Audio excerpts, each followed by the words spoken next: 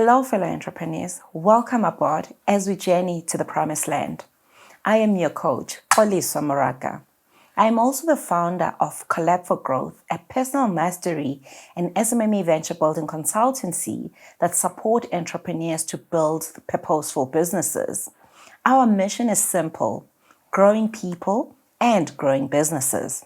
Today, we embark on an exciting journey of knowledge sharing through my book that is coming up called The Entrepreneurial Guide to the Promised Land, and also through this podcast where I will be sharing weekly wisdom that I hope will inspire and empower you to lead purposeful lives and build businesses that matter. In today's episode, we are going to talk about purpose.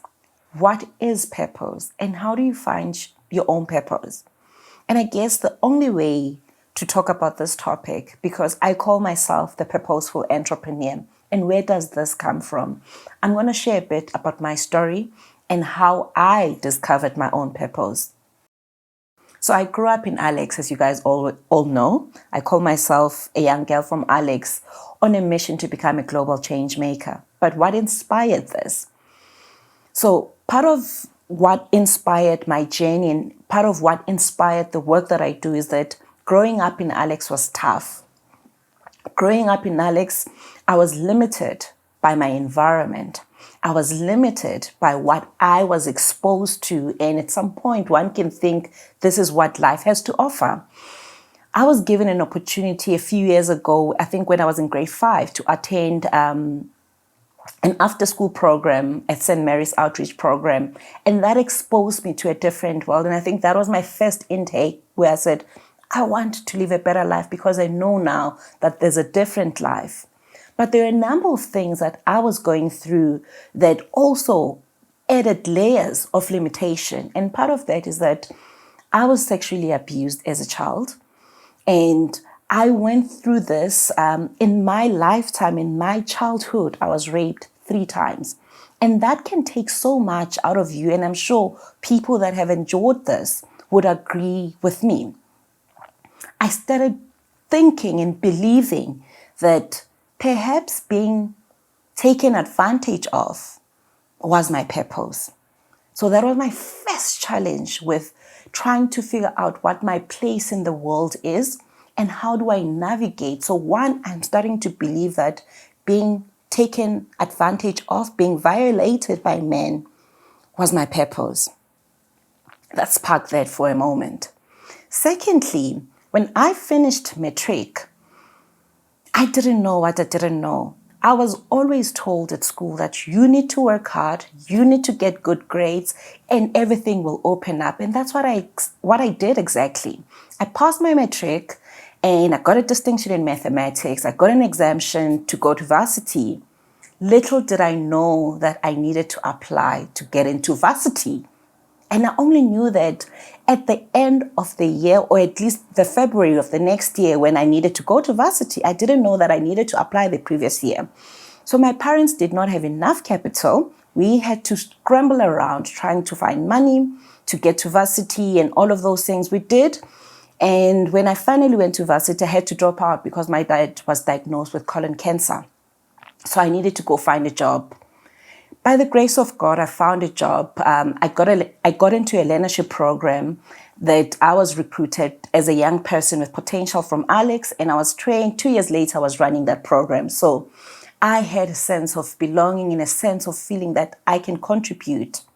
When I was working and I was now running this learnership program, the company at some point decided that they are going to stop this learnership program. Again, my challenge and my difficulty around saying, what now? What is my purpose in the workplace? Professionally, how do I find my purpose? So I was battling with all these things.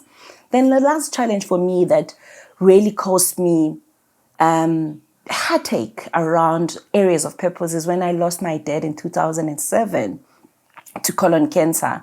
He passed on 2 days just after my birthday. In 2008, I then contemplated committing suicide.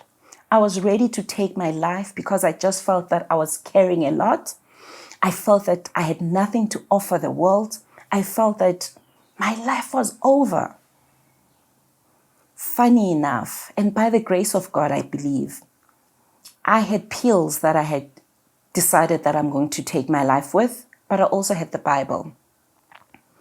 I had the thought of reading the Bible before taking my own life, and it led me to a scripture in 1 Peter 4 verse 10 to 11, where God talks about gifts, and in the scripture it says each of us are given gifts that we need to use in service of others or in service of humanity for the greater good and to glorify God. I started to realize that I hadn't used my gift. One, I hadn't discovered what my gifts are. So my gifts, with other people, it's natural. People will say I'm a good soccer player, I'm a good singer, and all of those things. Mine went clear. But I realized that one of my gifts, a gift of communication and a gift of just putting myself before others. And that's something that my parents taught me around servant leadership, because they are political and community activists that have dedicated their lives to uplifting other people's lives. I then realized that I want to continue to work in the development space. I want to serve people, and I want to help people realize their own potential, because at that moment I realized that I had more to give. I then decided I want to work in the development space. In 2010, I embarked on a journey to become an entrepreneur. I decided I want to become an entrepreneur, and that's how I want to serve. That's how I want to create value. Remember, I come from Alex. I've never been exposed to anyone that has started a successful business before. I've seen people who run businesses, but I've never seen people who build big businesses that outlive them, businesses that become their legacies. I've seen survivalist business, but I wanted something different. I did not want to build a survivalist business. I wanted to build a growing business. I went in with no experience, with nothing at hand to build my own business. I learned very early on that I had the passion and I had a desire to build a business, but I had no skills. I had to commit myself to becoming a student of entrepreneurship.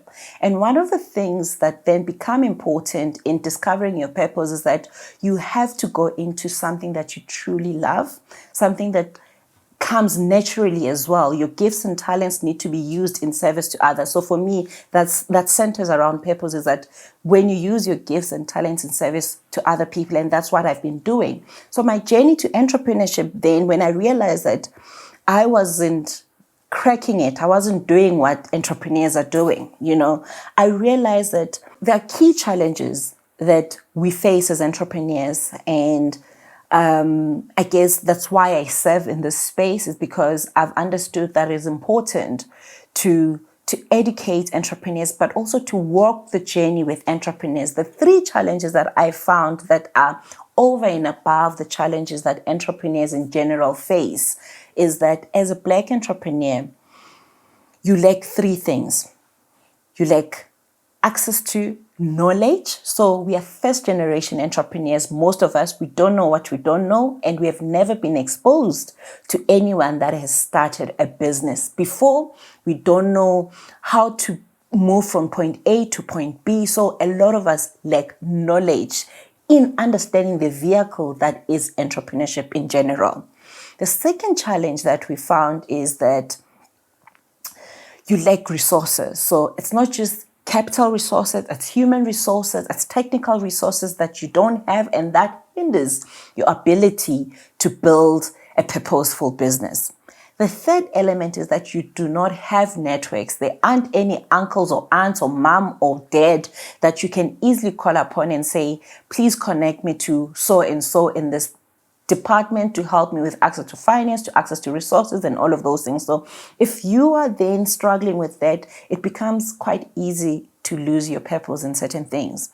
I then decided, you know what, for me to do justice in this area of mission, or in this mission that I've now chosen to become an entrepreneur, but also to support entrepreneurs, I needed to create a space where I can serve, and that's why I built Collab for Growth. And Collab for Growth for me, I call it my mission business, because it is a business that I truly serve God and I serve people through it.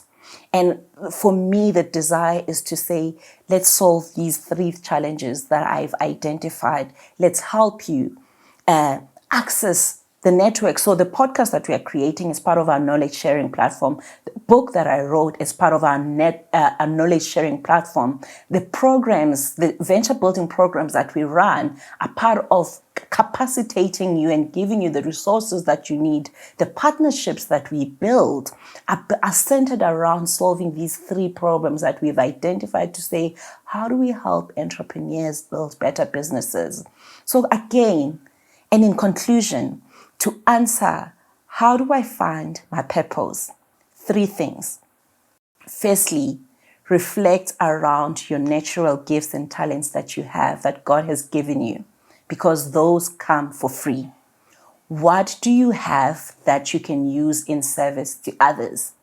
Secondly, think about the things that you care about. Find things that you care about in ways that you can serve in the areas that you care about. And lastly, not just thinking about money, think about how big and how wide you want to go with the service and go after it. With that said, fellow entrepreneurs, I hope you found value in this episode. And from your coach, Purposeful, I am signing out. Peace out.